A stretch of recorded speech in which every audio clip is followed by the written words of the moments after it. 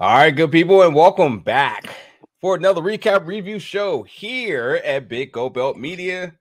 It's time to jump into episode 6 of season 3 of Power Book 2 Ghosts, where this episode is titled Land of Lies. Lucas and I get ready to break it all down. Break it down. All right, I've never done that before. And then you even started at the wrong part. It must be that. Are you ready? But episode 6. Whoa. What a roller coaster of a ride this one. And we're going to definitely have a lot to talk about tonight.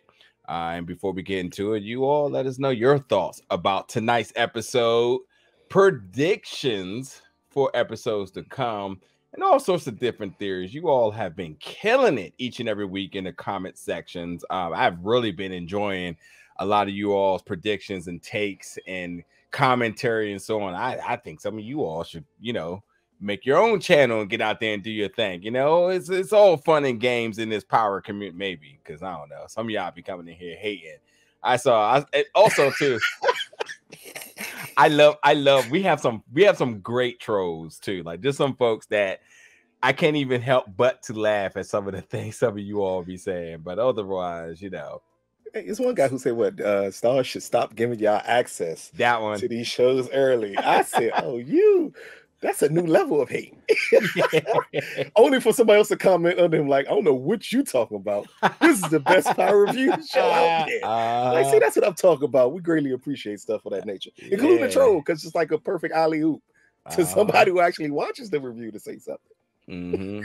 I'm like, how my man come in episode 6 of season 3 with a statement like that? Like, my brother, we are 10 seasons in with Stars on these shows. I mean, you're a little late at this point. Yeah. But it ain't gonna stop us. We're gonna do what we do always. Man, I loved it. Absolutely loved it. He was a great person. Peace and blessings to you, my brother, or sister, or whomever it is. Lisa Marie. Could be. I don't know who that is out there sending those comments, by the way.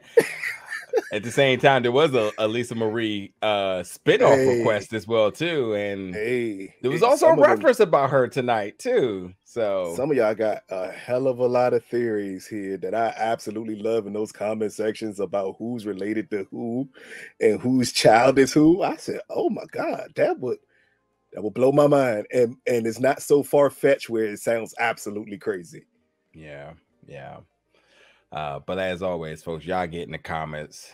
Let it pour in right now in the chat, the comments, however you watching this, whether you watching us while the premiere is airing or you coming back watching the replay. Let it all out in the comments below. We'll be down there also communicating with you all, getting a part of the conversation. But let's start at the top of the episode where we have Monet coming to the corner office or whatever. What do you call it? Just the corner? Okay, cool. Whatever. She identified Lorenzo's body, which I want to say, I'm sorry. I know we need to get the corner. The corner. I just realized you said the corner office. I had to think for a second, like, wait a minute. Yeah. Corner did Monet go to? Yeah, the corner. Right? The morgue. However, okay. The morgue. There you go.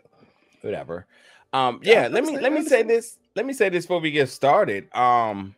Berto and Lorenzo's death here. I don't know if we addressed this last week, but I just want to say, and I know you've been a fan of Berto for a long time. Oh yeah. And I want to say a couple of things real quick. I want to say one, he was absolutely one of the coolest people we met at last year's premiere. I special interactions and things you just never forget. And so while I'm a fan of his work with the show, I'm definitely a fan of him as a person. And I think it hit me this episode that God, he's gone. And I felt a little slighted. Like, I know people have to die, but I'm kind of like, I actually want more Lorenzo. I wanted to see Lorenzo's story either elevate to the point where we see more of his relationship with Kane come back on the positive side, to see Kane kind of turn his ways a little bit. But then we get the ghost of Lorenzo, and I'm like, shit, are we getting this? And I'm fine. I'll shut up. I'm no reason to complain. I did not see that coming. I didn't see. Yeah, I don't want to see multiple scenes of Ghost Lorenzo. I do.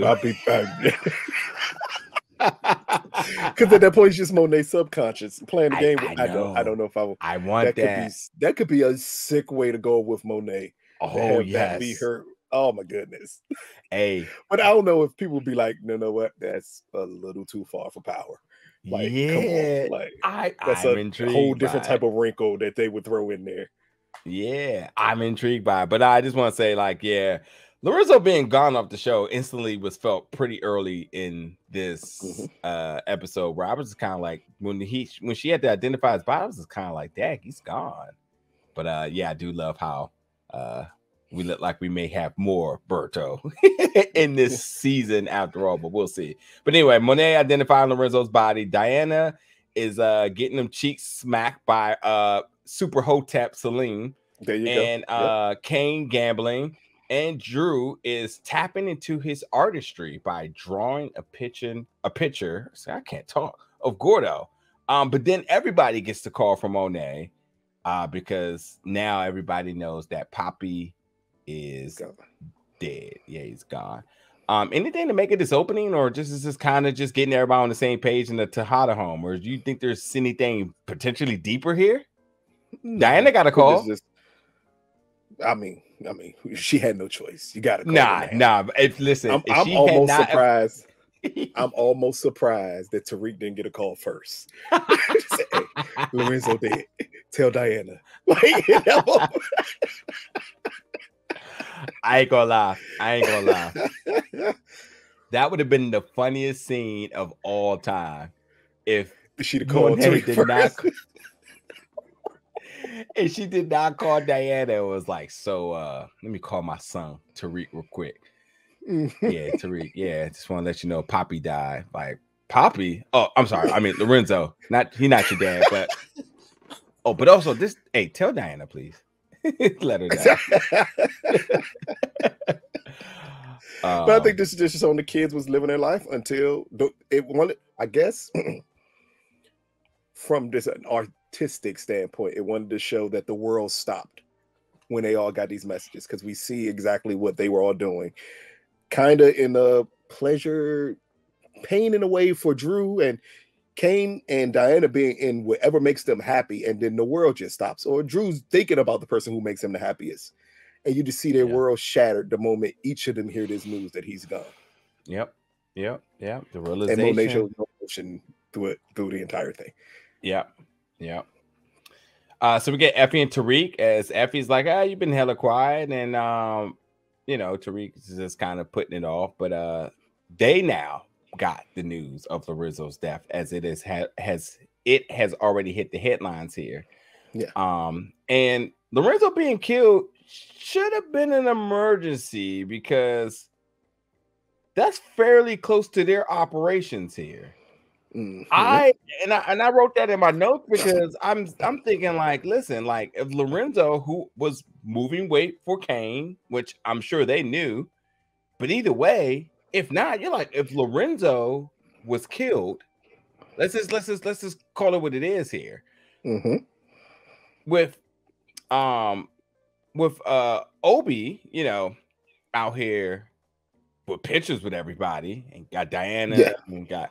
So Lorenzo being killed, you have to think like, that's fairly close to what we do in our connected loved ones here.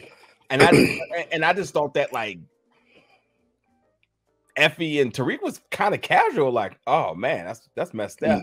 I thought there would have been if you listen to the way Effie played this, she thought Tariq knew about it. Yeah. She said, are you sure you didn't know this was happening? It almost like she was reading it like, oh no, this is a setup. Like, and that's the only way he can be dead. Like, it didn't read necessarily like they didn't have any concern, because Tariq definitely did. Because you see, the moment he finds out, he gets up and like, oh, I gotta go. Like, I got to find out what's going on here. Effie thing is, you sure you didn't do it? Like, Yeah. you sure this is something you didn't know about? Especially with him being so out of it with her, then she automatically is going to think you had something to do with this, or you knew this was about to happen. Yeah. I mean, that's the best. To me, that's the best conclusion you could come up with here between them two, because we know that Lorenzo was moving weight for Kane, but I don't necessarily think they put 2 and 2 together. Like, that would be the reason he would be dead. There's a lot of Not like reasons to Lorenzo be doesn't worried have here. multiple enemies all of a sudden. Yeah, there's multiple reasons to be worried here. The Russians, the Castillos, possibly, or Monet. Monoma, and even if they somehow landed on Monet here, which I don't think Tariq and Effie would have landed on that. Tariq would have. Possibly, for sure. Because who did Monet go to about international guap? She went to Tariq. Yeah. And Tariq found out he had nothing to do with it. Then magically she get that bad news and realize the people who she were told did it, because she said Lorenzo said they did it. Magically, all of a sudden, that ain't true, and he ended up dead. If I'm Tariq, I'm putting 2 and 2 together. Like, yeah, there's definitely a lot of reasons that I would be a little bit like paranoid. Like, hey, I need answers now. But whatever. They Tariq mind is somewhere else, and I think that's the point of me bringing this up, is saying Tariq mind is somewhere else, and Effie is in love, and I think her mind is also very much on Tariq. So she's reading Tariq like, if Tariq don't see it as an issue, then it ain't an issue for me. And I think that's very much the mindset of Effie this entire episode, where she sort of can't sense anything coming in front of her because she's so focused on what Tariq is thinking and feeling. And that also goes back to an episode ago when Effie's previous girlfriend or girl she's hooking up with was kind of like, Tariq got you all out here just lost in the wind. You ain't doing what you're supposed to do. So we'll see. Davis in the office now calling for Sax. And now Lorenzo news has hit here as well. Davis comments that it's a nice picture that they picked up, that they put. He blew that off like it was nothing. Yeah. Lorenzo was never his client. Why would he care? Yeah, exactly. That ain't where my money coming from. Yeah. I thought it was also funny too, because I think that also all the time when like typically people that they try to paint as a bad person in society always give them a bad picture. So I guess he was kind of thinking like, oh, well, at least they showed him in a nice way here. This is amazing. Even got his good side here. This is great. Drug dealers are normally shown in a very negative light when they show their pictures on there. That's just funny. Like, if they could get a picture of you selling a rock, that would be the picture of your death is right there. or it'd be some like known drug dealer and former felon. Lorenzo is like it wasn't even overly a negative headline about him dying, which was another weird thing there. Yeah. Well, David's got to have his joke times. But with that being said, Sax brings up about an investigation, and there's an investigation into Lauren's death. And we need to make sure Davis brings that up to Sax. Sorry. Yeah. And we need to make sure Tariq's name doesn't come up in any of this. Meanwhile, Jenny is texting Sax, and of course she's trying to clear the air. It's very evident even at this point. But anyway, she's a little concerned at this point. Oh, for sure. What Sax will say. Oh, for sure. For sure. The complete liability that she never knew existed, that we all knew existed, is Sax, folks. But then Sax asks, how's your brother doing? And says, not well. And it says, who do you know in the governor's office who can help sort of push this through? Because they need to get his brother out. Listen, I just want to say this real quick, because a lot of people are plotting theories about Redman here and this potential recasting. I still don't think it's a recasting. I think this is part of the story, that the person that Sax goes to visit is not actually Theo, but playing as Theo. And I think that Davis is aware that Sachs is up to no good, and I think he's just ahead of him. And I think this is the only way that every single thing that we had a problem with Davis, the very lackluster security and leaving the keys right under, letting him just go in there and get his phone and not addressing anything. Like, there's a lot of things that Davis, as a lawyer, has been completely careless about.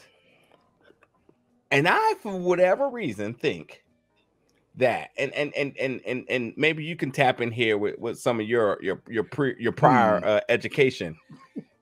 Could he be setting Sachs up as a liability? And there's probably a better word here, but like some level of like let's say like an unethical what's the word I'm gonna go? Collateral, in order to set Sachs up, that clears him of everything. If he's aware that Sachs is unethical lawyering practices, working with them, which will also get them in trouble as well too. Is this somehow, some way able to clear him if anything ever was to hit Davis's desk? See, the problem would be for it to be a play, the entire prison system would have to be in on this, because that's where he's visiting this guy at. So I'm not gonna say that's it, because that would be way too far-fetched. Because then you got to get the Davis paying off the Department of Corrections to Trick. That's easy. His lawyer. That's easy to get somebody partner. That's easy to get a correctional officer. I think Jenny and them know what he looks like. Like, there's not much hiding here. But I think Jenny, they're not involved with this at all. No, remember, because he went to Jenny about the information on Theo. When he was trying to get Theo out, Sachs went to Jenny. Oh, Jenny did get the unredacted files for him. Yeah. So she would know. Yeah, nah, that's not it at all. I mean, it's an odd recasting. Everybody's pulling theories out for why the recasting possibly happened. At first, I was on that road, like maybe, but it's just too many other spinning wheels. They would have to spin a hell of a story if this turns out not to be his brother, because it kind of would make no sense. But it's Ghost. I mean, if you're gonna spin it, if anyone can spin it, they have the ability to spin this into something completely different. But it would be a hell of a spin job to try to pull that off. Yeah. But again, I'm more right. I know everybody come with every theory in the world why Redman ain't on here. I'm not going by that, because one, Stars has never said nothing. Two, 50 has never said something, and that would have been the person that would have opened his mouth to say everything. And Redman hasn't said anything, so no one knows necessarily what's going on here. Yeah, there's folks saying, and like, to kind of talk about this a little bit more, there's folks saying that Redman said he didn't return because of COVID protocols, and I said, okay, that makes sense. If he had not have done season 2, COVID protocols was much more strict 2 years ago than it is now. Especially when they shot this. We know when remember, they shot this right at the end of season 2. The only reason I remember that because of the question. No. They shot this at the end of season 2 airing. Yeah. Okay. Yeah. I'm thinking of BMF. Yeah. I think of BMF. Yeah. No, I don't know. But they shot this. They did not. They shot this after season 2 aired. I know, because they didn't have any conflicts in availability. just so. No, I'm thinking of Kanan. Kanan shot when season 2 was airing. Yes, that's right. That's right. Because Kanan season 3 shot while season 2 just came on air. Kanan shot in November of last. I'm sorry, Kanan season 3 shot of November last year. Yeah, just go by our interviews with the director of it, and you'll find out what we're talking about. I was just confused with which show it was that did that. Yeah, but this would have shot like 2022. There were no COVID protocols in 2022. Yeah, those things didn't exist. Yeah, the president came on air and said COVID was over. I don't know if that's it, but I mean, you never know. Yeah, it could be, but also if not, it's an amazing deflection. No one's going to question that. Hey, maybe Redman said, I don't want to do this no more. It could be that simple. He's like, yeah, I I'm mean, good, yeah, man. sure. A person that got I was like, helping my I don't brother know, out, two days of filming, like, you know, he don't got that many scenes here. I think Yeah. I swear this is an angle. This is an And then angle of what some happens sort. if this character becomes a bigger character and he's like, I didn't want to sign up for that. I was doing it while he was in jail. I don't want to like get out of jail and have to help Davis in any way. That ain't what I want to do. I know. Or maybe I they listen. hired, or maybe they decided to go with an actual actor and say, "Hey, if we're going to move this role forward, we need someone who actually acts in this here." Meth is a real actor. Red is not. Besides How High, you'd never see his name in the credits of anything else. Get him. Classic scene. Yeah, Classic scene. you could be right. And again, I'm gonna hold all of my reserves until we see Theo on screen again and somewhere near the end of the season, so we can know exactly what's going on with that. But y'all can let us know, continue the theories below. I just wanted to talk about it because we only talked about it in the comments. I wanted to bring it up. I know we got Lauren who's waking up having a bunch of dreams and whatnot, and she has this sort of memory or dream that puts her into her mom's house and dad, and she's looking for her mom and dad just for her to wake up and actually be at her mom and dad house, which I was like, oh boy, right.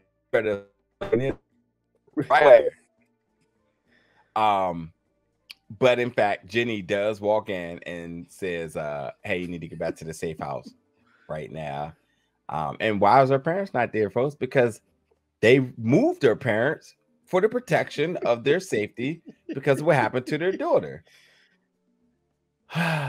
And I want everybody to raise what's your their thoughts hands, here? and I want everybody to really think about this for a second. Technically, you got it out of there that their daughter was killed by a known drug dealer, and you thought they were just going to leave her parents out there for nothing? Especially since Jenny knew she was alive, the very next step is to take her parents away. Because guess what? Lauren's a kid. You know what kids do? Run right back home. I need to make your parents believe there's still a threat out there, possibly on their life also, so they must go too. It was, to me, it was always, I never understood any form of logic that her parents would just be out there in the world perfectly fine, and Jenny wouldn't have put a plan in place for that not to ever be a concern of hers, because she was too comfortable hiding Lauren away. Way too comfortable. I think we mentioned it when it was brought up. Like, she seems real comfortable just like keeping her away from her family. That's the reason why she stashed her family away in witness protection. They up there with Tasha and Yaz. Yep. And clearly, since Tariq has the connect and can get anyone in Woodsack, like, you never know what can happen here. Yeah, you're right about that. But Lauren, you know, she says she's just tired of lying to everybody. She wanted to have her life back, and she also says she wanted to let her parents know that she was alive. But Jenny said, "Listen, you can't see your parents until you finish cooperating with the case." And she says, "Okay, but I want to talk to Sax first because Sax is the only person who has been honest with her. Sax is the trustworthy one here. Do you know how far we've come along in power that someone actually comes out their mouth and says, I can trust Sax? Love it. No, baby. No, you can't, baby. No one can trust Sax. No one. I love it. Put some spec on Sax's name. Even his niece couldn't trust him. Ain't gonna say no more. Put some spec on Sax's name, all right? He out here getting trust out here. Don't worry about it. We see what happens when he gets trust. And how that shit flip real fast. About that. You need to lie about everything. Yeah, that's something to talk about.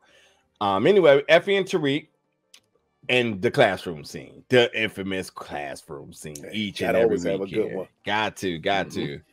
And this one is about what is truth and who determines it, and does truth matter? As we say each and every week when we come down to these classroom lecture scenes, they can absolutely be full fleshed out conversations here. So we'll give a little bit of our piece, but I think you all totally should get in the comments. Is this kind of chime in terms of what did you take away from these classroom scenes? And I think that, you know, there's a couple of different interesting tidbits coming from out of it. But I will say that the one thing I thought was interesting, but very much on par, is people kicking Diana while she's down, man, talking about her family while she's not there to defend herself. But Tariq taking that personal because he saw very much of a parallel feeling and connection to Diana with his family, as Diana may be feeling as well too. That prejudice that very much exists. But is it a prejudice? Sort of, because I mean, like he says, like, you know, just because of what happened, what I think, you know, with Diana in the first place, whatever is up with Lorenzo should not be a complete reflection of who Diana is. And that's sort of been the running narrative. And Tariq is basically saying, like, oh, so you feel the same way about me because of my dad, don't you? Yes, absolutely. And they should. They really should. Like, it makes, well, the difference from Tariq, though, is that it was because his mother was blamed for murdering his father. Yeah. James didn't necessarily have a bad narrative on him because James had cleaned himself up. It was about Tasha was the narrative more than anything else by the time that happened. Okay. But for Diana, your father is a known convicted drug dealer.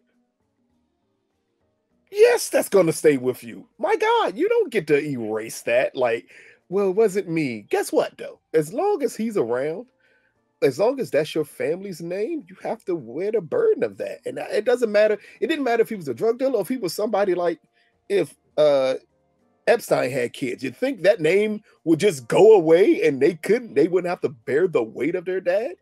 I think the interesting part of this conversation in this classroom was about truth. And how important is it?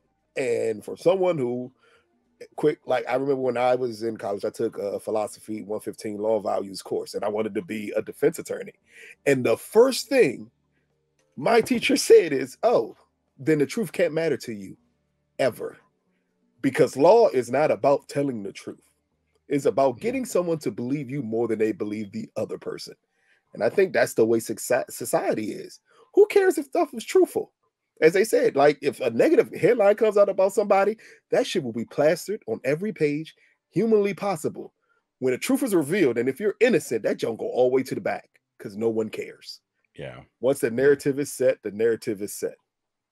So unfortunately. So what's your thoughts about Salim and having to bring up slavery? Look here. While he is right. But that was the most hotepish nigga answer humanly possible. When they say, well, you know, slaves, and said, no, slaves was the condition they were in. Don't define them that way. I'm with my girl. Is it light-skinned Keisha? It's not light-skinned Keisha. Am I saying the name right? Light-skinned Keisha? Brashandria. Yeah, light-skinned Keisha. Yeah. Light-skinned Keisha. Okay, yeah, I know I was right. But I'm just like her. I'd be like, if you don't shut your whole tap ass up, yeah, we know that's the case. The little wave she did is what everybody was thinking, like, oh, you just gotta be the extra nigga. Yes, we understand that, but you're just still fucking up my point. Her point was valid, but him just deciding to just throw out that piece of information that was highly unnecessary, that's what hoteps do. Like, they just ruin a good time whenever they can. And this dude get little cheeks at the beginning of the episode. You can't be a hotep and get cheeks that way at the beginning of the episode, sir. you become a sucker later on in the episode, but you this hotep ass, no. Oh, man. But yeah, y'all let us know y'all thoughts about the classroom scene this week. Thoughts, takeaways, all that other good stuff. The Tejadas now, as they are having a family meeting about the funeral. And the word on the block is that it was the Russians who killed Poppy. But Drew storms away because Drew is ready for action now. And of course, Monet is telling folks to just chill. Just chill. You know why? Because we need evidence before we can move forward here. And Kane comes about another way. He said, Mom, how can I help? And Monet says, "This is your father's insurance policy. It's time for you to man up and handle our clean money." And while there seems to be suspicion with Kane, which I love this scene because this was something that I thought had needed to been addressed after last week, and the whole scene of Monet going to ask Kane about the information or proof that he had in terms of Lorenzo and IG. He said, like, listen, like, you ain't about to question me and think I lied about killing my husband over 20 years. And it's funny how lies work because she is trying to give a compelling argument ass here. Off here, Joe. Just to lie. And honestly, you know what's so good about this scene? And let me just finish the statements, but I'm gonna tell you what's so good about the scene. But she's like, good, you know. You better be lucky that you don't think I killed him, because if you did, then you would think I would be aiming for you next. And she knows that, you know, Kane has been hiding his secrets. I know you've been hiding his secrets, but you know, you dumb as always, because you are dumb. Because whenever it's 2 + 2, you always get 5. I mean, she degrades Kane as we always do, but you know, yeah, completely. And say you always usually, I mean, as usual, you don't know shit, because Kane is trying to pretty much back her into a corner to kind of get her to conclude. I mean, as he concludes that, you know, she did this or know who did this, etc., etc., etc. So I know I paraphrased a lot of that, but the important things to make here is that Kane is suspicious, thinking that his mom, Monet. By the way, everybody had Monet as the caller ID in their phones. No one had mom. So I'm wondering what's up with that. They all definitely did, Joe. That was the weirdest thing in the world. Yeah, nobody. But and then Drew answered. Didn't he answer, mommy? But you have her saved in your phone as Monet.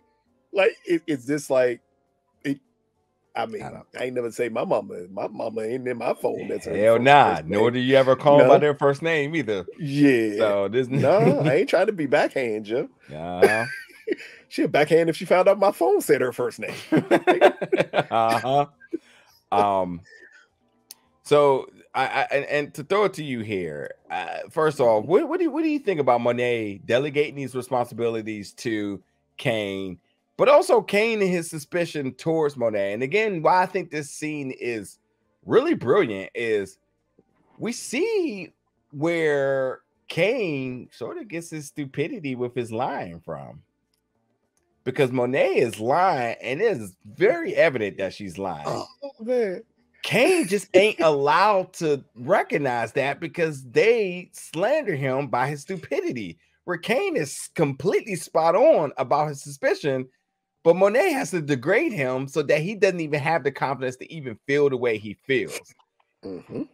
Which is brilliant in a sense, because we do know Kane definitely is a 2 + 2 = 5 type of guy, but Kane in his lying is never good. As when Kane lied, Monet picked up on it, and now that Monet is lying, Kane is picking up on it because y'all are two in the same, which I thought was great. What is your thoughts about this whole scene here? It's 2 things. Well, 3 things in total. First, let's start off by what I think a lot of people may miss here. If you pay attention to the beginning of this scene where all the kids are at the table, notice how everything turned, and the one who we thought was the planner is the one who's just going out the window being extremely reckless. And that's Drew. Interesting. And it's Kane who pinpoints on everything around him. And Drew doesn't. When it's kind of obvious, if you ever just pay attention to Monet, her lack of emotion enough should have drawn something to this situation here. But through the conversation between Kane and Monet, what I found interesting is it made me question. Now, Kane acts reckless, right? Yeah. He's a loose cannon at times, but I'm trying to think at times when he didn't make sense on things he was saying. He was jumping out the window at certain things, at conclusions, because it had to deal with Tariq, and that's an emotional thing for him. But if you separate any of his reactions away from his reactions to Tariq, Kane ain't been stupid. Kane just picks up on things. And here's him picking up clearly on Monet. And that, no, I don't think at any point in time he thinks anyone killed Lorenzo but Monet. Yeah, and let's just call it what it is. If anybody knows the entire story here, it's Kane. So yeah, he has the ability to remove his emotions because he knows at least 70% of the facts here. He knows that Lorenzo killed Zeke. As he held that against Lorenzo, he had time to process that. And then he had time to leverage that with Lorenzo. Then they were able to have a bond together. So, of course, that factor kept being brought up. And then he had the conversation about how to go about clearing this up. And Kane also was part of the responsibility here. And the blame, you can almost say, in terms of how Lorenzo went about telling Monet about Zeke. Where he says, I think it's better that you tell her yourself, you know, and he did so, and he paid the ultimate cost. And I think that a part of Kane may feel responsible here, but if he doesn't feel responsible, he absolutely feels very much in the know in terms of like, I think I know what I did here. And I'm about 90% sure. And now my mom is acting hella suspicious here. And you're not expecting him to pick up on it. I think that's the key part here. I mean, Kane has only been reckless when his emotions have been overly attached to something. He got extremely reckless when Lorenzo picked Drew over him because he didn't understand that. He got extremely reckless when it seemed like Tariq was being favored by Monet. But when it came to making certain business decisions, Kane has always made the smart one. And here to him, I think this is way more of a business decision than anything else here. As Monet said, like, if anything, if I killed him, I would be coming after you because you held his secrets. But then flip it. But then Kane knows you're holding secrets. What's the difference between you two here? Kane ain't crazy. Be like, oh yeah, Drew, and Diana don't know this, but I know you came to me about Poppy and what Poppy was doing. If I tell them that, what do you think's going to happen here? I mean, Drew out here hunting Russians because the streets told him that the Russians did it. Which streets? I'm still confused on which streets told him this. No streets, but exactly some shit. But it could have been the Everett. it could have been Gordo. It could have been Gordo. No, remember though, Gordo cut off conversations with him. He told Gordo that it was the Russians. Gordo completely cut conversations off with him. Right after Gordo killed Lorenzo, he cut conversations off with. He did. I don't think he knew how to approach Drew at that point. That's why Drew was like doing a little ghost thing when he was drawing Gordo and then all this stuff. He texting him where you're at and you see on the screen he had texted him a couple of times and Gordo did not answer. That's because like I just killed your dad. I don't want to see you right now, and I just killed him. Either that or like things picked up in a way that Gordo didn't want it to. You know, he didn't want to miss business and pleasure. And Drew doesn't care. Drew out here looking for love, and Gordo. Wait a minute, my brother. Wait. You can't say I don't want to mix business with pleasure after you were just riding that man into bed. That is the ultimate mix of business. No doubt. I know, no doubt. But remember, Gordo never wanted to do that, and not to say that he didn't completely comply with it. But I think hate to say it here, but this is one of those like what do they call that after post-nut clarity? Yes, thank you. Yes. Yep. That's exactly what I think happened here. I think it's one of those like, can't do that again. And of course, Drew blowing it up hot. Plus, Gordo got the other thing on his conscience here now. So so he went to go see Drew. Then afterwards, like, damn, at least gotta see him. I just killed his dad, and this nigga hit me up every 10 minutes. Like, I understand. And post-nut clarity is a motherfucker, Joe. Boy, it changed your perspective of everything. Damn, I shouldn't even did that. But again, it's I'm just wondering about where did Drew get the information that it was the Russians? And I'm wondering, is this a plan by Monet? Did Monet possibly float this out there to someone to get it to be said? I see. And then come back and claim we need evidence to do something about it, though, because she understood if we attack them still, it's going to create a war. As long as the narrative is out there, then maybe you're not going to look at the people who you should be looking at for this. Let's get down to the episode now. We got Brayden and Tariq, as Tariq is beating the ever living sense out of Brayden. And you know, this is all about Tariq and him going at him about Lauren, and says like, don't say shit to her about this. In terms of with Effie. And this is about not only that, but Tariq is also trying to connect the dots in terms of just like, who told you, how'd you get involved, and all this other sorts of different things. I guess beyond this being Tariq, just being completely angry, is there anything more to make of just Tariq and his onslaught of a beatdown on Brayden, which we've never seen happen? You gotta compare what happens between him and Brayden, between him and Effie, and then the conversation with him and Kane. Yeah. All of that paints a picture here that clearly Effie says it. I want to say Brayden says it also. Technically, he's mad at them for doing something he should have done in the first place. Yeah. Because he knew Lauren was wearing a wire. It should not have been a conversation but to kill her at that point. Yeah. All of this is because he's hurt because they took steps he's not willing to take. But it's something he definitely should have taken care of. Yeah. The point that, again, you're mad because they lied to them, but you stayed up in Kane's face repeatedly and lied to Kane and never told him that Lauren was wearing a wire and she had information on them because Kane is on the wire. Yeah. Until he never opened his mouth about it. Yeah. Yeah. Next we have Sax and Tate. And they're talking about the Theo case. And Tate on getting involved here, and this is something. This is very much why I don't even feel like even giving y'all the time now. Yeah. Yeah, there ain't no reason to bring it up constantly, or why that show. It makes no sense that this show is not around. Yeah. This at this point is obvious to everybody. Like, it's a weird thing not to be around when you constantly have this type of stuff happening, where it literally is about influence. But hey, it is what it is at this point. Yeah. But this is a funny scene here. So first of all, in order to do so, he wants Davis to do him a favor. It's an opposition campaign against his opponent, so he could keep his hand clean. But obviously, politician shit here. All dirty. But at the same time, Tate is making sure that Sax, say get your watch game up, because he tried to offer his watch, but that ain't gonna work.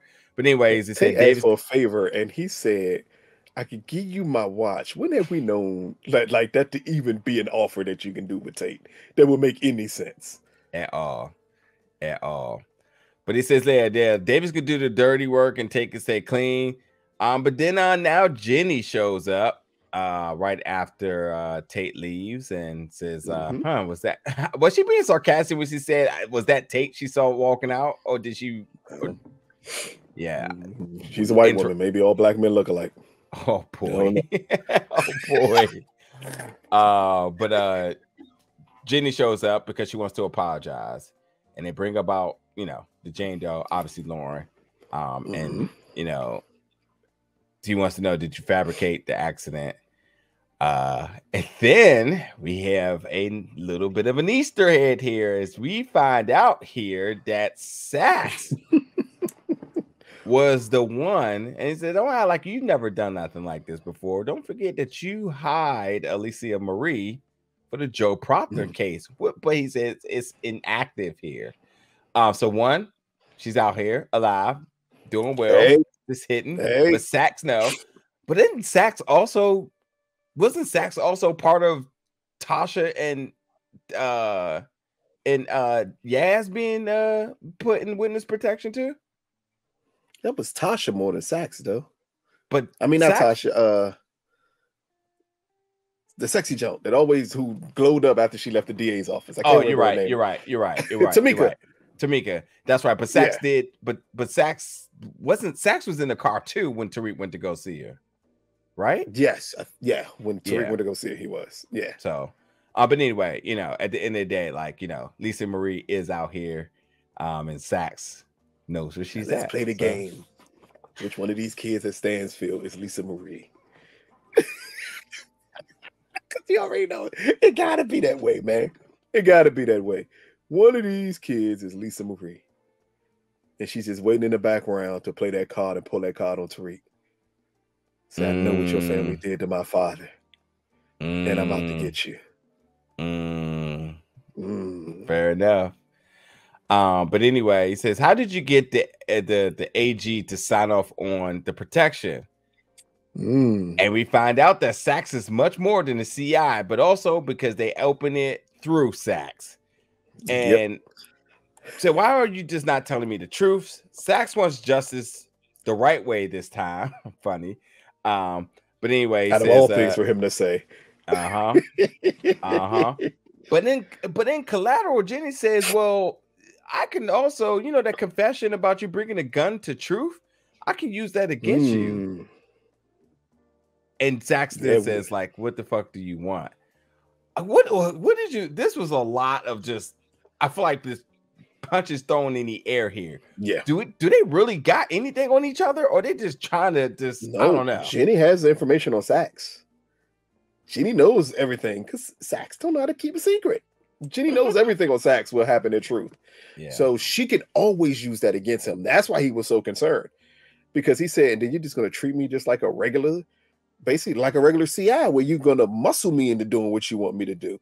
Because you know I got this information on you. If you don't play the cards right, I pull this information, you're going to jail immediately, and you're losing your license. Yeah. So Sachs is in a situation where he has no other choice. I don't think he believed that Jenny would go this hard on him for her case. But just like him, she puts the case over everything else.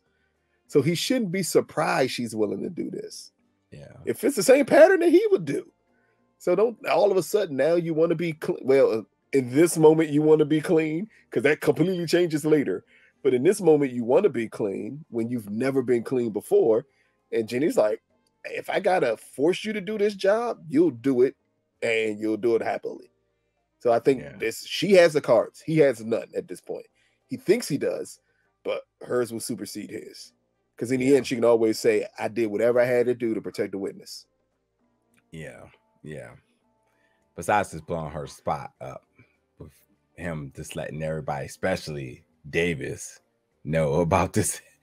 Exactly. Yeah, I mean, which Davis is already 1-0 against Jenny.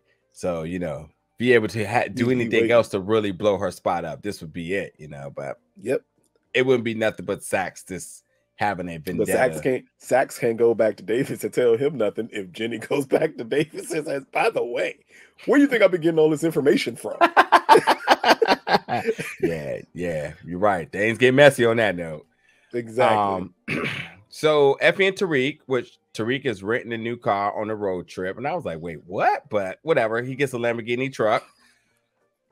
Wait a minute. Before I even go any further, why would he rent a car?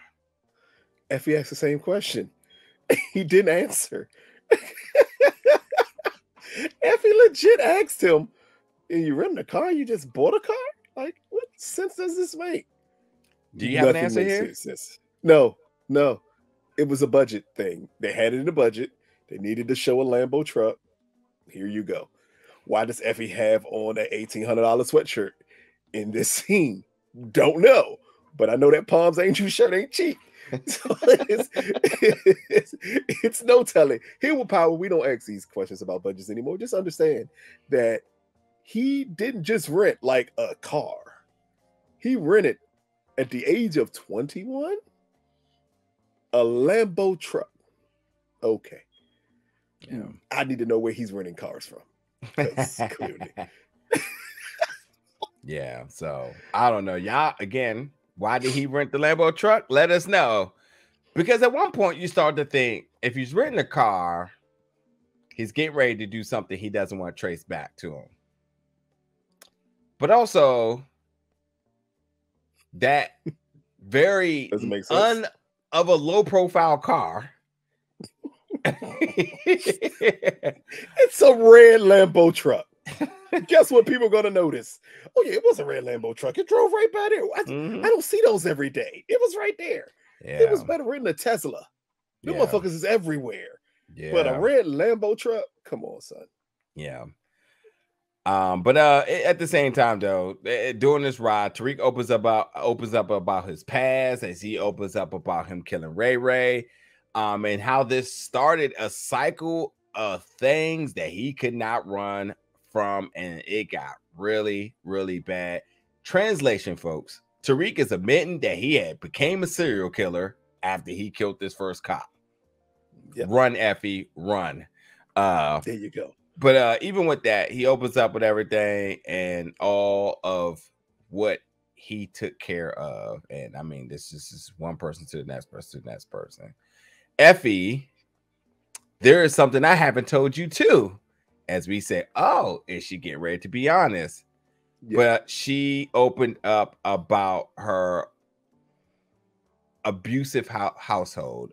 She was sexually abused by her mother's at that point, boyfriend, who had now became her mother's, her stepfather technically, and it's a very common story here, sad to say, but this had created a lot of doubt, a lot of emotion. I can't speak for the character, but I would imagine this just set off a chain of trauma and triggers, and obviously she doesn't have the connection with her mother because her mom never sided with her, never believed her, didn't protect her.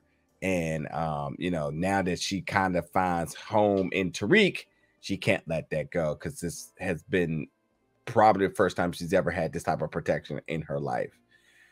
So in other words, Effie is like Precious in the movie. And Tariq, who she why you say Precious in the movie? Wait, why you say Precious in the movie? What other It's for people that don't know. I don't know. People make confused what Precious I'm talking about. I was like, her mother, Effie's mother was Monique, and Effie is Precious. Yeah, and Tariq is Mariah Carey because that's the person who she's found solace in to help her out here. That's the way the cycle works. At least that's before it breaks apart. It feels like that's the way this worked with Effie. This was the person I can confide and trust in about this stuff, because that's a hell of a story to tell somebody, especially for as long as they've not only been together, but been friends and known each other. She's clearly never told him this because he's shocked when he first hears it. And boy, does he flip when it's like it just didn't matter at all to him because that's not what he needed to know. He said he might as well say it after she finished. He might as well say a word. Ain't it something else you need to tell me? Basically what it was. That basically what it was. And yeah, as he says, anything else you want to tell me? And then she says, Tariq, where are we going? And he says, get the fuck out the car. Don't play with me, Effie. And how did Kane know about the plan to get Lauren out the city? And I can't, like, even from this point now, this is where like everything really comes off of Tariq's chest. He doesn't see Effie as his girl. And I don't think even at this point he sees any bit of remorse or respect for her here. Because he wants to know, like, what all happened here. And Effie now believes that Tariq is going to kill her. But he said, even if I wanted to, I can't. I could. Because there is a case and the cops think I did it. He said, you ruined everything. She says she had a wire. And then Tariq said she wasn't in the game. She was a civilian. And you should have done it yourself, as you mentioned. But I did it because I wanted to protect you. And I believed everything you told me because I loved you. He says, Effie, fuck you. Find your way back. Which, let me just say, out of all of this is fucked up that Tariq will leave Effie out there. Because for somebody who gets left all the time, he knows you left that person. How low that feels. Yep. Because Monet has left him for now repeatedly. meet up for 10 words and then leave him. After the story she just told you in the car, that's your response to it? Yeah. Like, again, I don't think we focus enough on the point that Effie brings up in this scene here, which is nigga, this is something you should have taken care of. Yeah. She had a wire and you were going to allow her to live. As he said, we were getting out of town. The next question that Lauren asks is what logically anybody would ask. She has family. Even Jenny knew better than leave her in a situation when she get back to her family. She has family. You think that they were not going to look for her? You think she's just going to go away? And then we understand because Tariq didn't see it, but we saw what happened with her and Braden in the car. Yeah, that was never going to be the ending. Yeah. And the last part before we go to the next scene, because she's a civilian, that's why you should have killed her. Yeah. Because if she understood the game, she would have understood shutting the hell up. She's a civilian. She don't know no better. Yeah. You don't leave civilians alive. Those are the first ones you kill. I need you to get you out the way because you're going to cause way too many problems. You're going to get emotional. You're going to want to go see these people.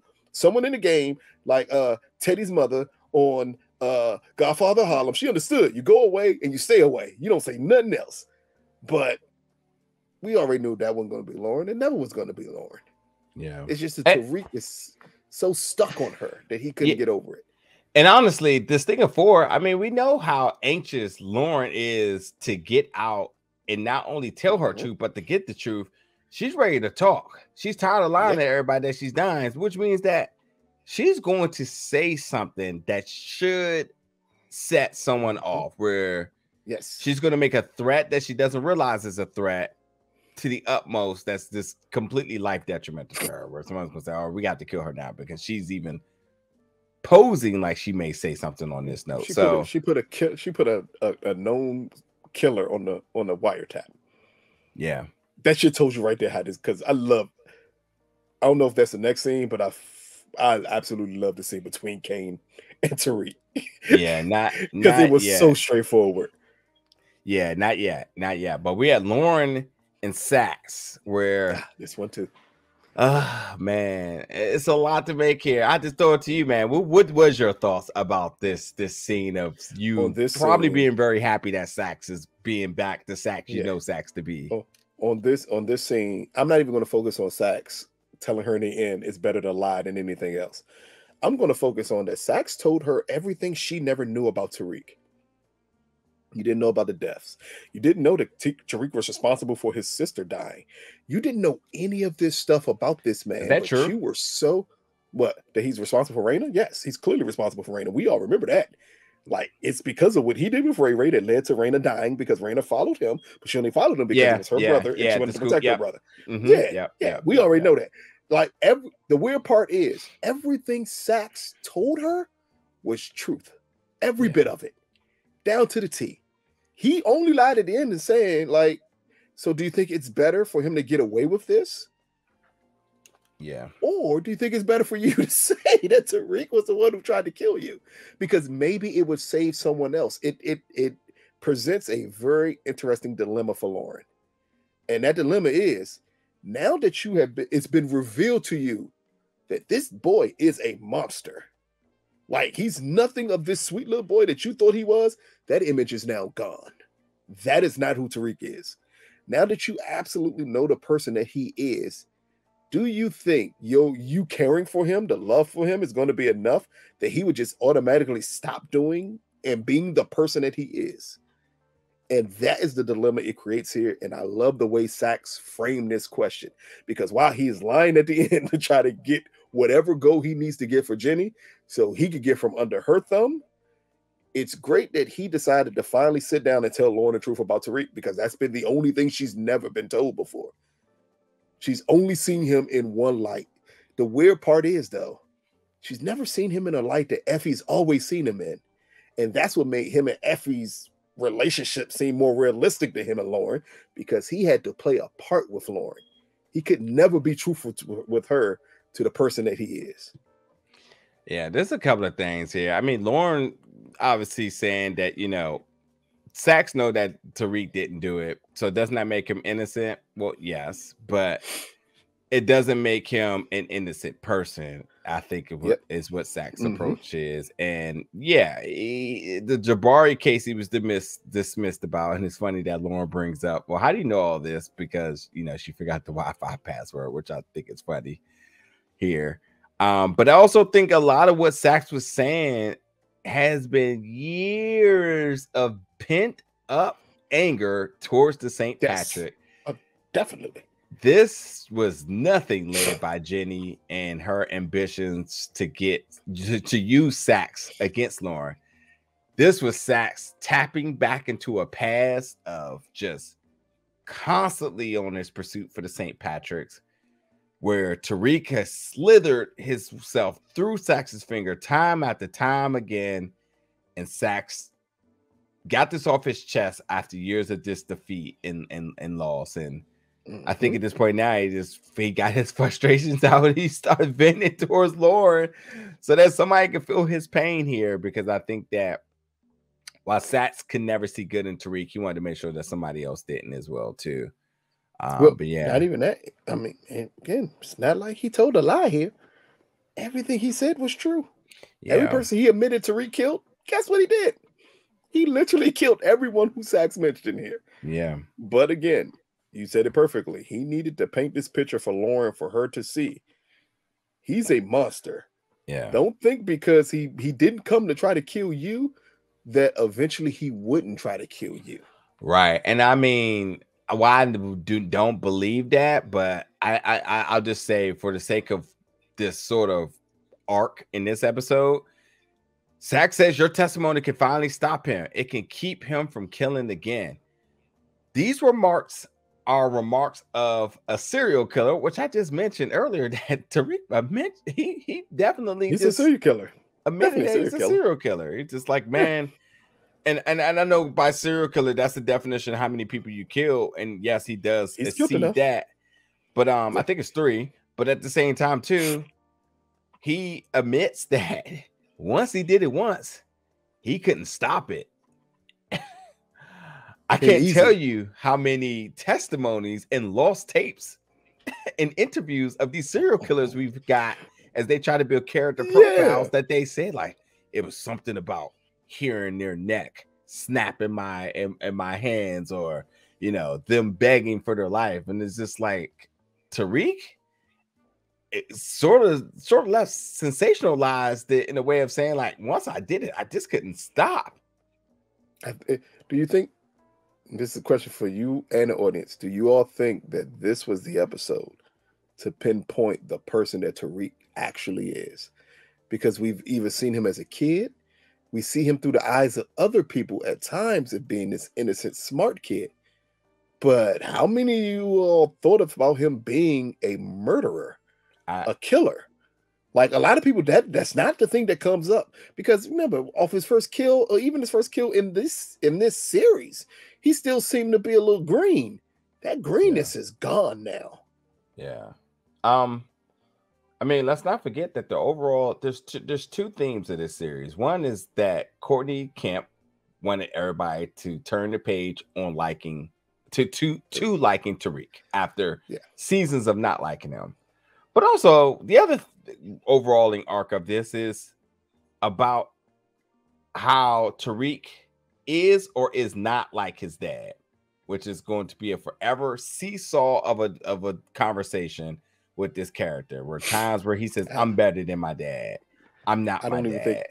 I don't think at this point it's even a seesaw anymore. Yeah, but I mean, like, people may want to fight it, they may want to deny it. He is Ghost to the T at this point. Yeah. He ain't did nothing at this point. I mean, I had somebody who personally told me after watching our review, he said, man, the correlation between episode 5 of this season and the prior season of Ghost is scary. The way you see the evolution of Tariq and the way Tariq feels exactly like his father. Yeah, I believe that to be true. I think that's what we're seeing. Even Big Mama, who we'll talk about shortly, and that scene between her and Tariq, and what she brings up is truthful. Yeah. Yep. So Tariq blocks Braden and Effie from coming into the meeting as they are kicked out of the business. And them two, they said, blaming each other on how Tariq found out about, what all happened. But Kane wants to know where Effie and Ben Affleck is. Right. And as he said, he cut him out the business. He says, oh, you found out about your other bitch, huh? And he says, oh, you gonna come for me next, huh? And he says, well, you know what? That would make my fucking day. Tariq says, no one's worried about you, Kane. You did exactly what I thought you would do. You got a whole, but he said, man, we got a whole investigation on us. We do all the work. We don't need them. I'm just going to say that I give it to you. If I ain't seen a plea copped like no other than the wreck that Tariq this ducked with Kane. Because if keep my energy was a person, if keep the same energy was a person, it ain't Tariq here. Because he definitely it is not Tariq. He ducked that Kane beef quick, Joe. He's like, nah, I don't want no parts of that, bro. Like, you good, you got it. That's all he should have said. You got it. Because it didn't make any sense what he was saying here. Oh, you did it what I expected you to do. Yeah, that's what you suspect anyone to do when they find out that you're messing with someone who's caught on a wire talking. I think Kane pointed it out. Like, she on the wire talking. Like, are you crazy? And Tariq talking about it's a case against us. That case ain't got nothing to do with me. You mean it's a case for you? It ain't no case for me. I just found it hilarious, to say the least, when Tariq said, we moved this. We don't need them.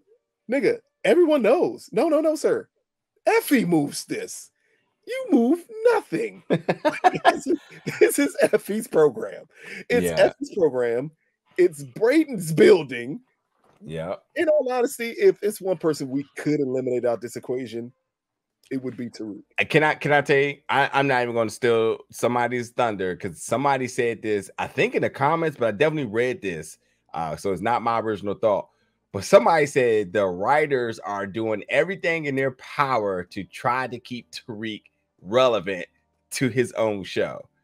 And I was like, because well, he is not important to this business. What is he? Like, what does he do? The idea wasn't his.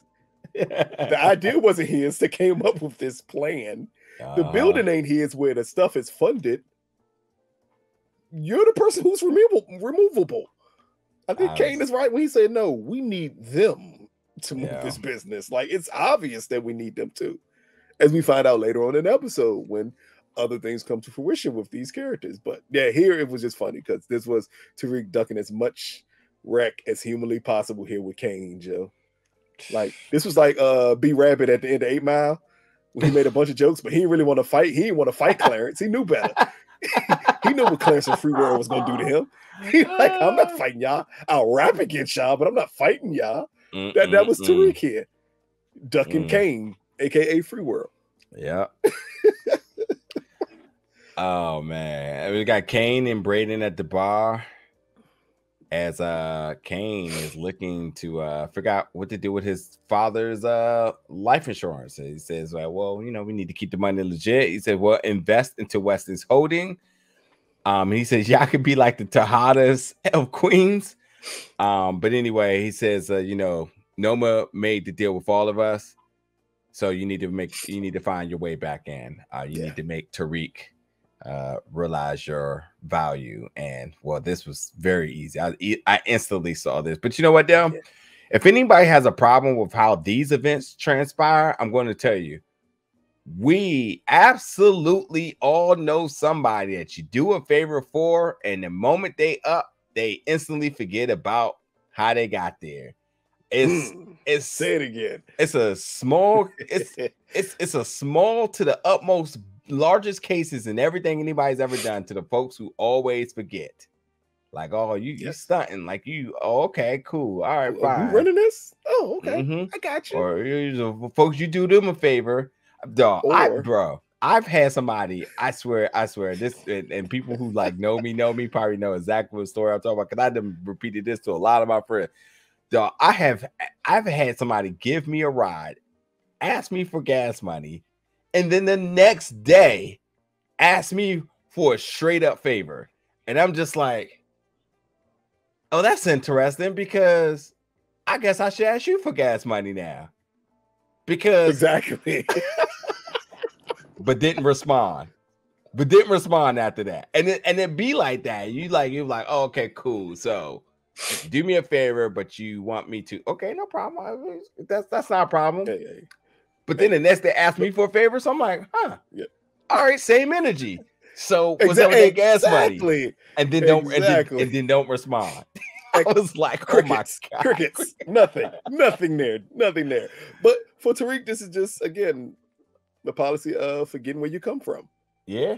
Nigga, when you needed help the most, who was it that helped you out? Yeah. You forgot that. Lost that internship with Tate.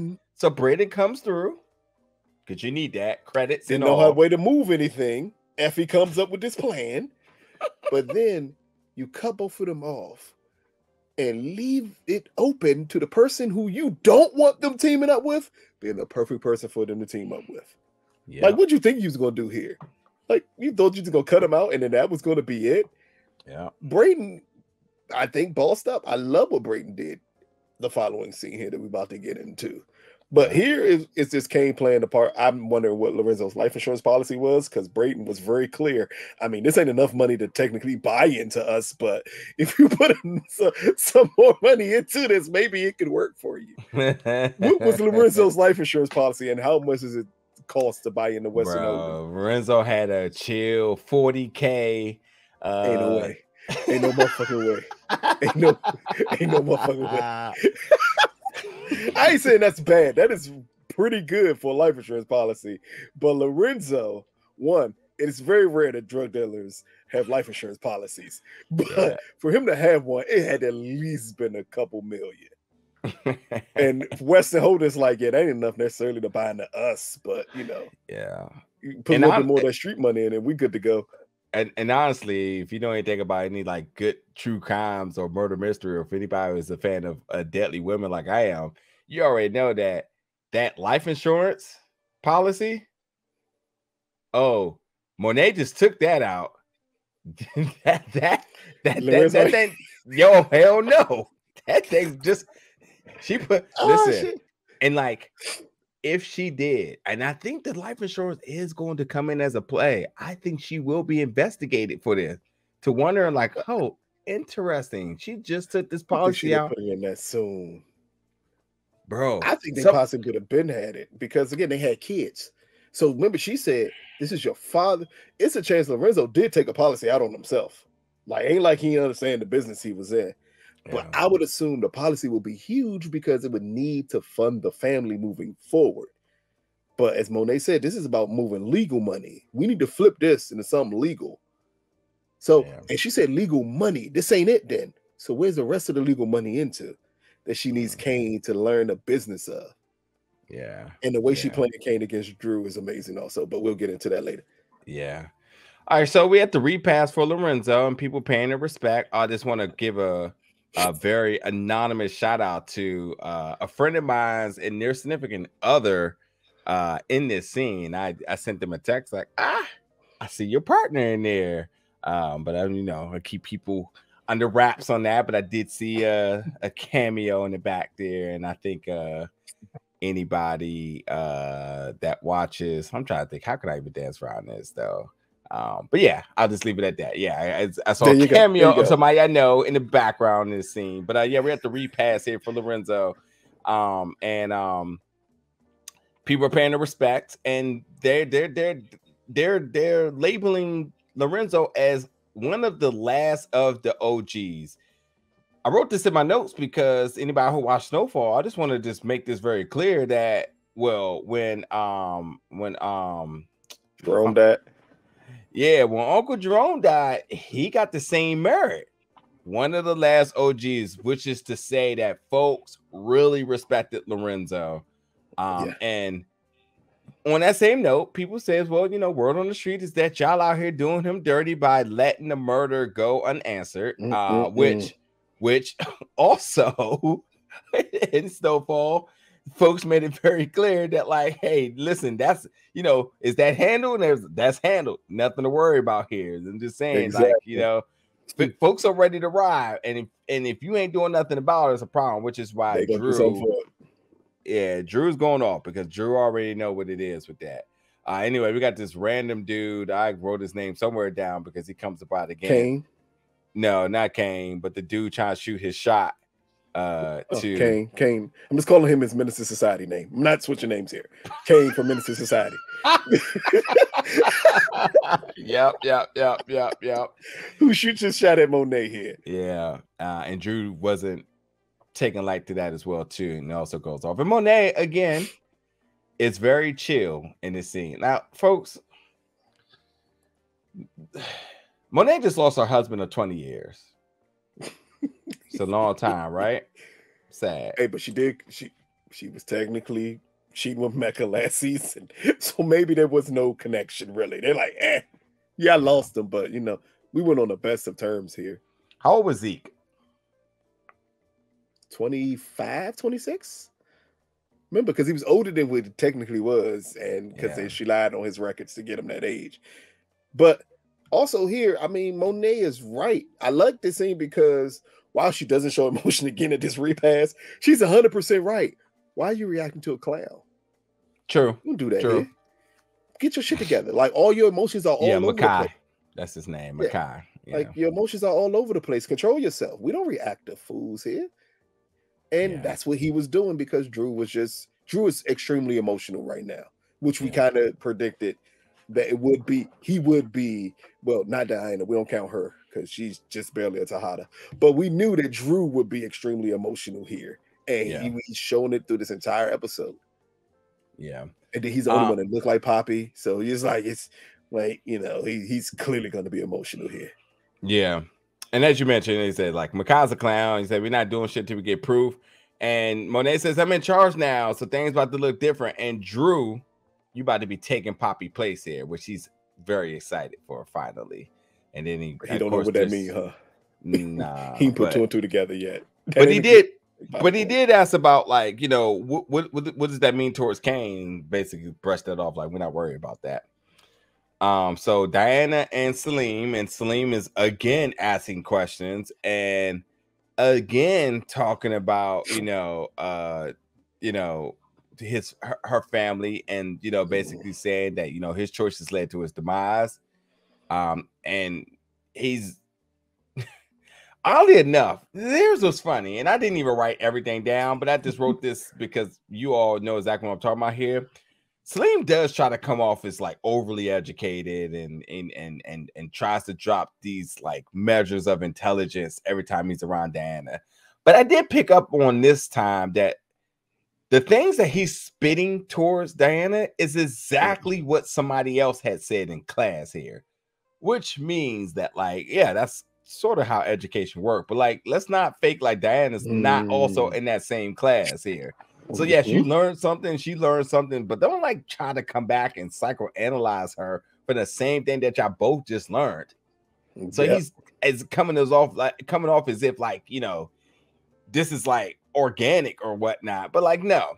But anyway, she gets pissed about that and say you need to go. There's a lot of debate and discussion online, and you all at this point now gonna let us know who the hell is Salim as. Yeah, I saw the questions about him being an undercover and all this other stuff. I wouldn't see that, just because if he's an undercover, he's the worst undercover humanly possible. Because one, as undercover, you're not supposed to sleep with the people that you're going against. Two, you probably want to be around Tariq a little bit more. And you would want to make sure you're not saying anything that will push her to push you away. Yeah. You're literally talking shit about her father at his repass. What did you think was going to happen here? She was going to side with you, little Dr. Umar? Nah.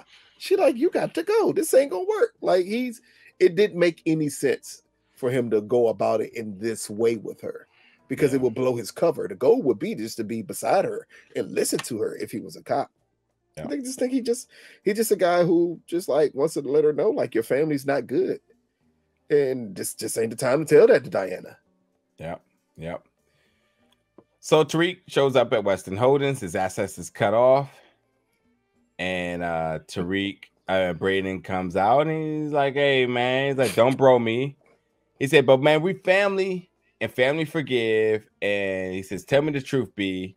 And he says, it won't happen again. He says, you and Effie, no different from my family. You all are liars here. So Tariq is still mad, walks away, and doesn't go to work today because his beef with Braden. But Braden, I think, was right to cut his access off to make sure that he had a face to face and he didn't just duck him, because he did avoid him at the stash spot or whatnot. He forgot Braden was a Weston. Clearly. Yeah, forgot that he had to work at the job that he got him, and so good for Braden, man. Because little black boy, we back from Italy now. We don't need you to speak Italian. They gotta let these fools know. Yeah, they do fromage. Is that French or no? I heard it on Dexter's Laboratory. I think it's French, right? You a nigga for saying I heard this off of Dexter's Laboratory. Oh man! I mean, it's about as much French as fucking Tariq. Tariq. I know. Hey, all you in the comments like, well, y'all don't know Michael Rainey. Yes, Michael Rainey knows how to speak Italian. Whatever. Yeah. Here's Tariq say here. No, don't tell me that he knows how to speak it. I don't care if he knows how to speak it.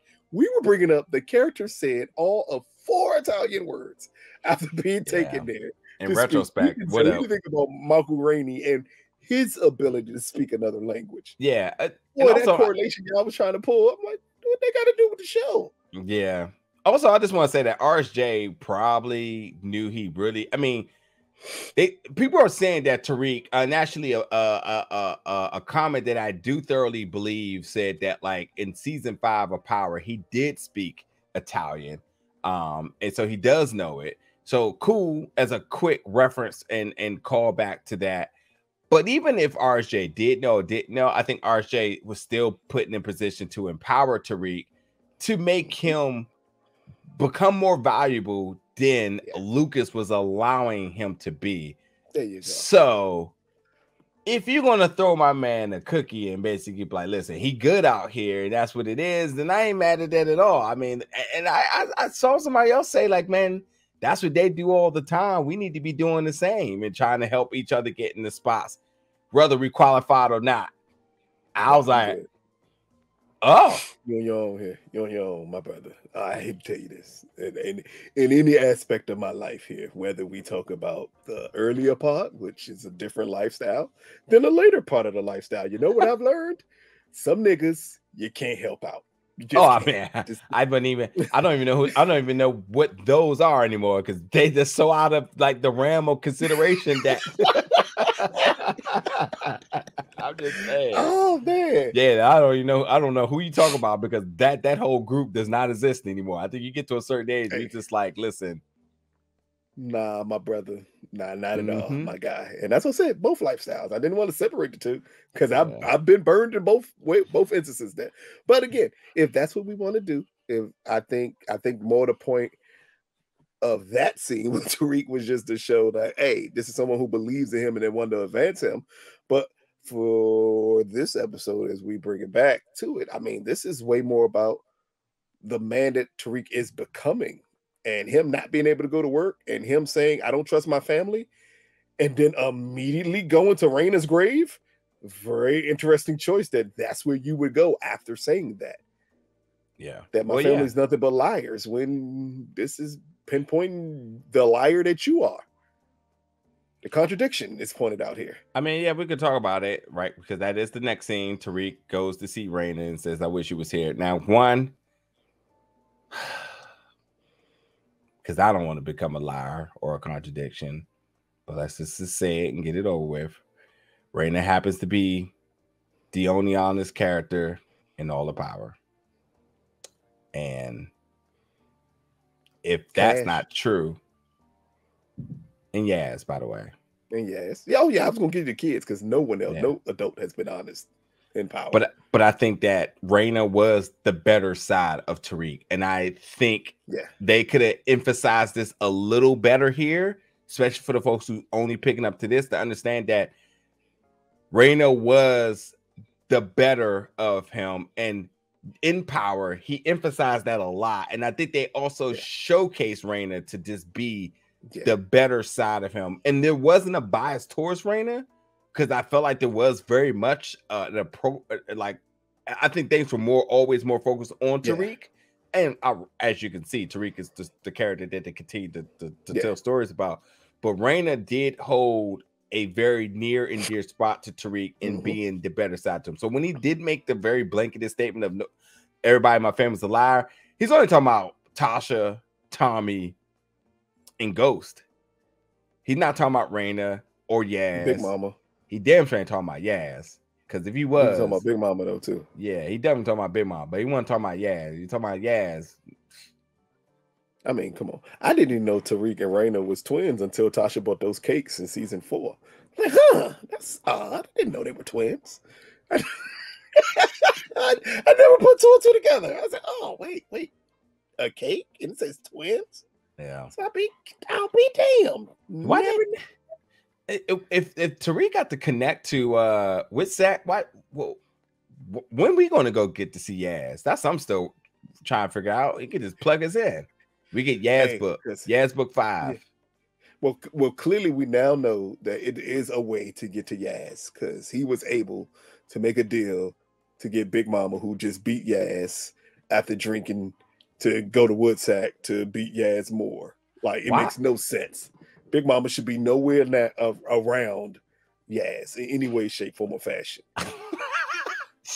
Hey, let me stop bullshit and get through the scene. But also, I just got another question. What did Ghost leave to Yaz? Because if he left Tariq, who he hated, Tariq a trust, and the Queen's Child Project. Matter of fact, yes, he left Yaz money. But the Queen Child Project couldn't all been Tariq's. Wouldn't it had to be part of Yaz too? Yeah. Wait a fucking minute here. But no. Well, did he put the Queen Child Project just in Tariq's trust? But Yaz has a trust because Big Mama was living off of Yaz's trust. You know what? I know what it is. Yaz got Truth. Truth opening back up 2030. Be ready. Sick of this Grand shit. opening. Sick of this shit. You better not left Yaz. Baby, Yaz a damn nightclub. he got murdered in. That's a Hey, 2030. Oh man. The Truth 2 opening up. Yeah. Hey, that's part of Yaz Power Book, Joe. Yep. Yaz will come out grown. Yep. They're gonna open up the first scene just like Ghost did, walking through the club. We're gonna see Yaz in that joint too. I'm about who Cash gonna be there as her side man. Yep, and Lisa Marie. And then Lisa Marie will come from the background. Yep, and Baby Holly. She can't even run something. You got Lisa Marie bartending. All right, we gotta stop playing. People get mad when we have fun. But anyway, Tariq says, "Man, I wish you was here." Which Yaz's grave is right next to James. And he says, "I don't know what to do or who to trust." But Grandma shows up. And she says, she's always there. She always shows up every week, ever since Mama left. She says, but that's not when.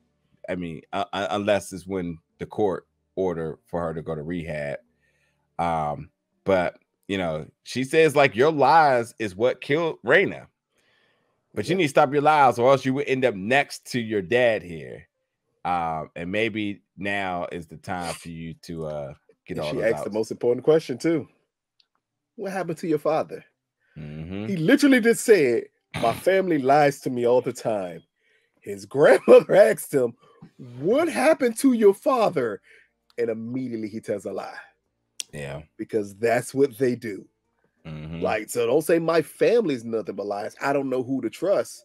When in this scene, the opportunity was given to Tariq to tell the truth, and instead, he lied.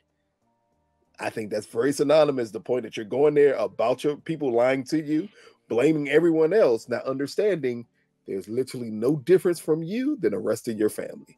Yep. So Drew and Gordo, because it shows up at the bar and said the Russians took out Lorenzo, and I have a plan to take him out, but I don't have the buyers to do so. And this is this is Drew says, this is what I have to do. Are you in? And then Gordo says, it's what I would have done for my father.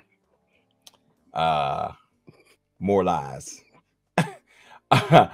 Truth, but also I'm about to say Gordo went lying. He would have done it for his father, and he did.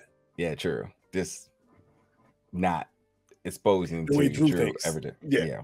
That I killed your dad. Yeah. In Diana's room, Tariq shows up, and everyone's in there. Becca, Brushandria, but they leave though. They were getting turned up for some odd reason. Yeah. Salim shows up with flowers because, of course, he would. But they said, nigga. They said, hey, she's in there with someone else, and they're drunk, so they're definitely making it very. Was light skinned Keisha drinking pink Moscato? Because that wasn't no like real liquor.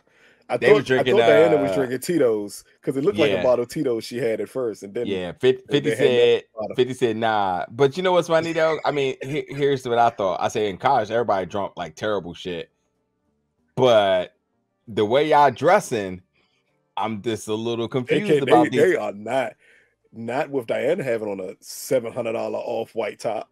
There's no way in hell you should be drinking anything cheap there.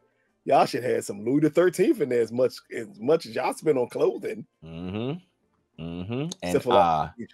Becca's a Weston. I'm sure she has a Connect. Fucking Connect. She should be going to buy a liquor store if she wanted to. No need for cheap liquor. If I went to stay, I'd be damned if you serve like they not drinking Mad Dog 2020 like I was. Yeah, me too. And Cisco or Four Locos or 211s because them Jones was just out. I enjoyed that. Made you itch. Yeah, I drank Four Locos, Cisco, and the Mad Dog. Then I upgrade to Seagram's Gin. Not a big upgrade, but baby step. You drink a Thug Passion, chase it with a 211, and then maybe a Four Loco. you ain't drink first edition Four Loco because you ain't drink nothing else with that. You must have died a couple times in your life. You drink one of them, your fucking heart be out your chest. You never know how drunk you are till you walk home in a sweatshirt that you've put your legs through the sleeves of it because you forgot where the rest of your clothes was. And Four Loco had you out here down bad. Let's get through the rest of this episode. Let's get late, folks. So Tariq shows up. I mean, as I said, Tariq already shows up, but Salim shows up with the flowers. But they said, "Nah, you're not getting in there. She's busy." But Tariq is offered liquor, and Tariq said, "That's not my thing." And asked Diana to get involved with the business. She said, "I already know what you've been doing at the candy shop, and I know you need a place to stash the rest of Lorenzo's stuff he gave you." He said, "But I'll give you the keys to a locker so you can do your thing." Diana is emotional because she has to get ready to prepare for the funeral. But even in that moment, she kisses Tariq and says, "What about Effie?" And says, "Oh, we broke up." So, they do their thing. And Salim is definitely turned around because... Listen outside the door. He didn't turn around. That nigga listened out right outside that door. You already know it, Joe. You're right. He put his ear up on that joint and cried. Yep. So Drew and the listening to Mario Winans. I don't want to know.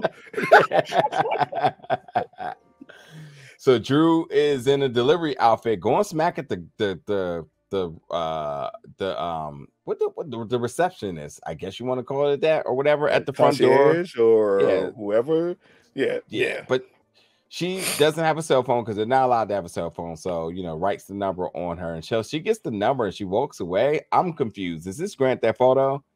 Like you completed a mission and then the character just walks away. I'm completely like confused. Leaves. Yeah, like what? But anywho, yeah. Drew goes in and says, "What you did to my father," stabs him, and he says, "Now you're gonna know who I am. I'm a motherfucker Tejada." He gives a long soliloquy before stabbing this guy that I'd have thought the guy that pulled the gun and shot Drew by the time he got to her. Absolutely. The rest of the Castillos, Gordo, and all of them show up to handle everybody else. Effie and Diana. So everyone knows about the candy shop. I want to partner together. And Diana is basically Effie, and opens up the door, and Tariq is there like black movie joke. Yeah, because this whole thing is about Effie trying to work a deal with Diana. So she's trying to get back in the business, but she doesn't want Tariq to know. And then Diana exposes that Tariq's in the door and whatever. But down. Effie's like, fuck all of y'all. Braden and Kiki, looks like we found an investor because you have a large, as he asked her, yep, and how to clean it because it's gonna be a large sum of money that's dirty mostly. How to clean it, and she says, "I want my piece." I want to cut. Of course, she does. Thank you very much for that. Down the rooftop at the stash spot, dropping off the stash, and there's a camera up there, and I don't know how she already know that. But we already know the stash spot has been under surveillance because they found out it still existed. So we knew this was coming. It was just going to be who the hell would go up there first to get caught. And of course it's Diana, and of course it's because of Tariq. This reminds me of like these weird videos that we watch on YouTube. It's this one guy, he be making these squirrel traps in his backyard. It's like the craziest thing, but like I'm such a nerd at times. I just watch this stupid shit. So he makes this whole thing. He makes like a Ninja Warrior obstacle course for squirrels, and he puts the cameras on certain traps, and every day he just wait to see what squirrel's going to just land in it. And that's literally what I was thinking about this, because I'm just thinking like, welcome to the difference of us on social media. You're watching a guy make squirrel traps. I'm on Instagram watching a guy who has pet squirrels, and he builds some furniture. Hey, that's my guy, and he be getting the cotton. That's my guy right there. That is the funniest thing. Shout out to Black content creators, because we will create content out of anything. I am obsessed that he builds the little things, furniture, and everything else. That shit is crazy, Jeff. I forget this girl name, but when he went to go look for her. Yeah, he's like, yeah, I ain't seen Richard in a couple of days, so I had to go out here on these streets. So like, yo, y'all seen Richard? It's like, nah. Anyway, Tariq is texting Estelle, and I was like, who? Who the hell is Estelle? Too. It had to be Big Mama. That's an old ass name. I was like, who the hell is Estelle? But yeah, he was texting his grandma. The singer Estelle. It had to be his grandmama. Confused.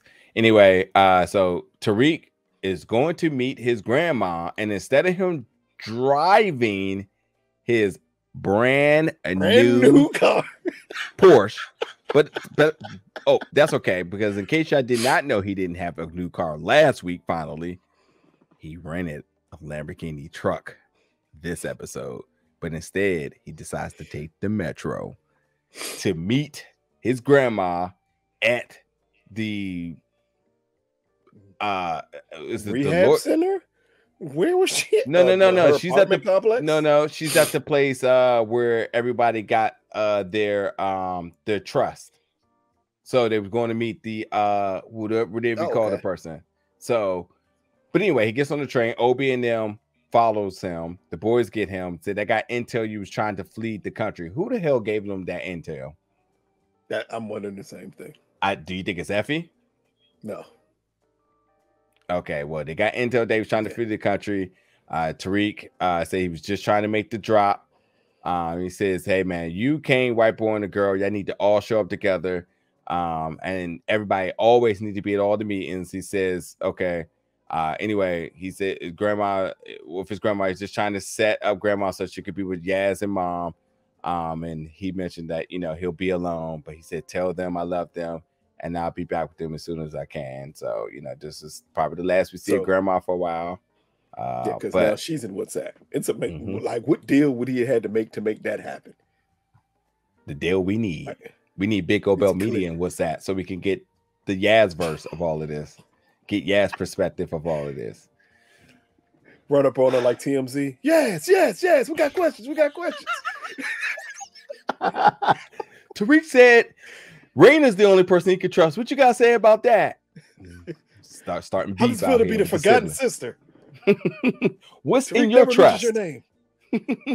How do you feel about ghosts? Do you know Tariq sold the Queen's Child's project right from under you? What do you think about that?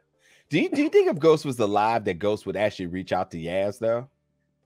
Yes. Yeah. Surprised that's not the angle no one's taking. Murder Tariq by now, but he would have definitely reached out to Yaz. Yeah. Yaz is, I think he only loved the girls. He did not care for the boy. Yeah.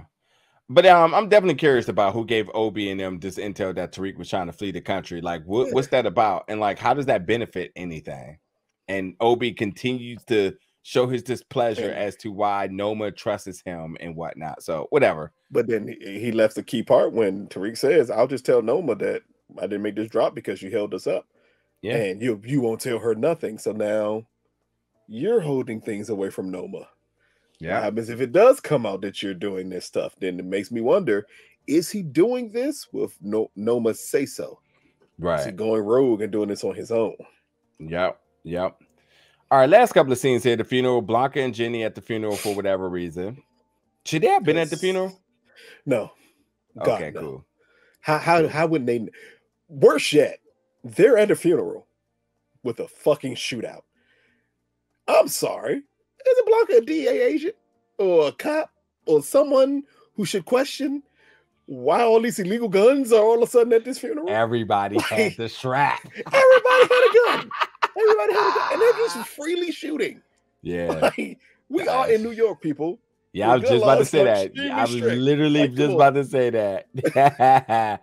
Anyway, because for whatever reason, they're in New York and they thinking they about to take down Frank Lucas because they got pictures of him like, yeah, as soon as Diana come from off of that, we're gonna go out there. And it's like, nah, not yet. Which is like Diana had on a white fur coat coming from giving her speech, and I would understand. But other than that, what's the point of even having those pictures there? this so extra, but whatever. But Kane. Oh, you talk about Gordo yet with his face-off gun. Like, God damn, I didn't even get there yet. No, like for real. That for real.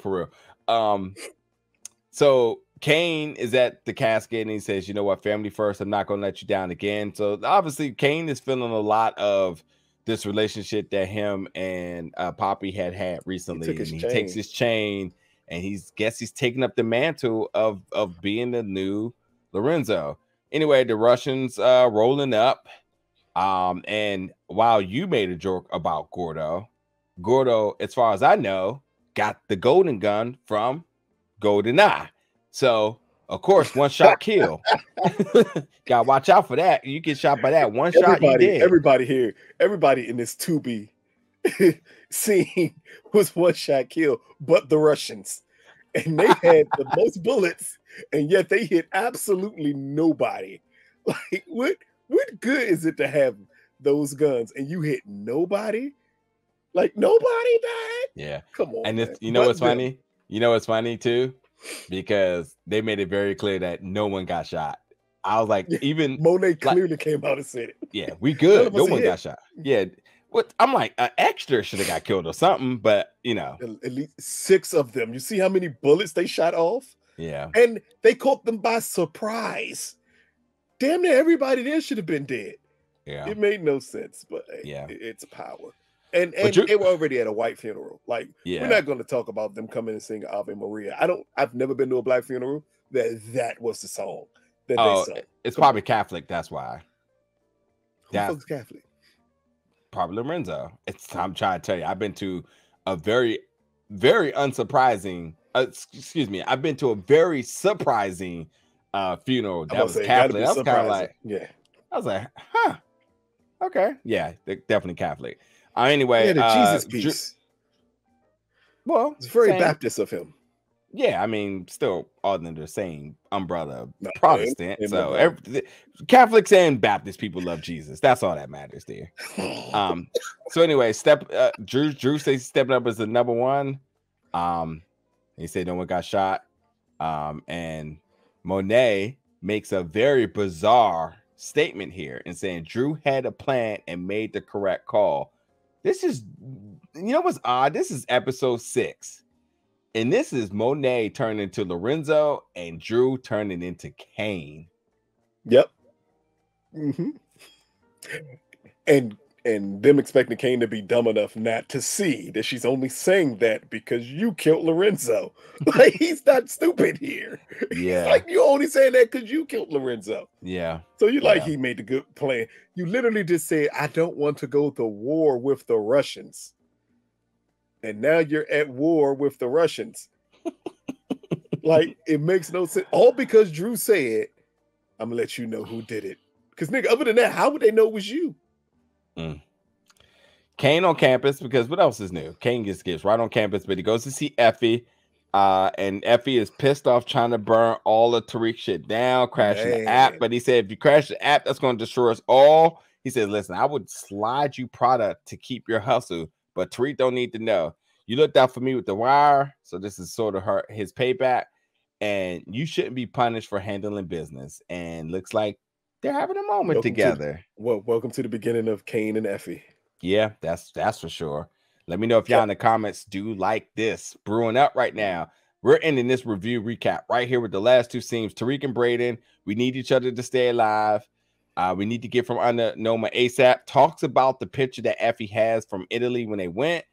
And that could be our way out. And then Lauren texts Tariq, we need to talk. Last, we have Davis, who makes a call to Monet to let him know that the feds got the Russians, so your family is safe, but you need to lay low just in case.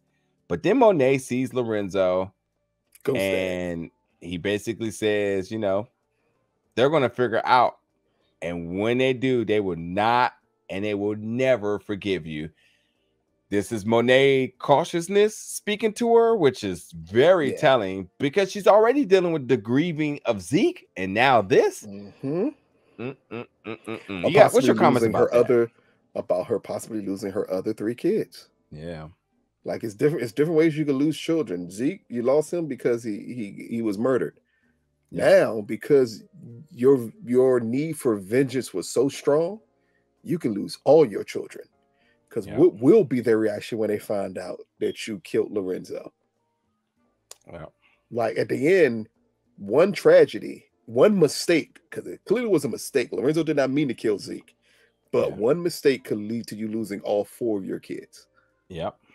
Because of your ego was in the way here. I think that was the key purpose here of Ghost Dad popping up to let her know, like, hey, this is what could happen to you. Yep. So anything else you want to add to tonight's recap review show, Mr. Lucas? They spent the casket while they were shooting multiple shots at it. Damn right. Lorenzo's body didn't fall out. Nah, they just spent it on the wheels. You know, just the caskets don't spin that way. Do they not? Nigga, no. They literally spent it as it was being shot. Oh shit.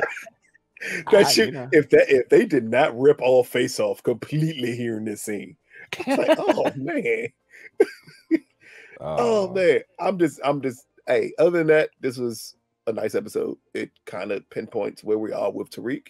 I'm very interested to see where we're moving forward with Kane and Effie. That is going to be something you got to pay a lot of attention to, because I'm waiting for that next meetup where Effie walk in with Kane. Yeah. And what the fuck is Tariq going to do at that point? Yeah. Because this is the play that Kane's been waiting for. 1,000%. Is to be able to do this. 1,000%. Yeah, in this episode we did get a lot. We got Tariq and Brayden fighting over Lauren and withholding the truth about Lauren's murder. Tariq also confronts Effie about Lauren. Diana dumps Celine, but Diana and Tariq have sex. So, you know, Diana's doing things. Tariq gets grandma. Yeah, for sure. Tariq gets grandma into Witsack with Tasha and Yaz. Drew kills Pavel, and then the Russians orchestrate a drive-by for Lorenzo's funeral. So that'll do it for episode 6 tonight. Y'all can let us know y'all comments below in terms of theories, predictions, other bit of commentary that y'all have on our commentary for tonight. And we'll be back next week for episode 7. I'm not sure we're going to go as long as this tonight. Never week, again. But... People, listen here. We literally gave y'all 3 episodes of content in 2. Yeah. There's no way in hell I'm doing another hour and 40 minutes. Not at all. It's a lot to talk about, and we greatly appreciate it. And we really do love doing this. This is too damn long. Yeah. We're going to try to cut this right back down to our normal hour and 10. Peace out, folks. We'll see y'all next week.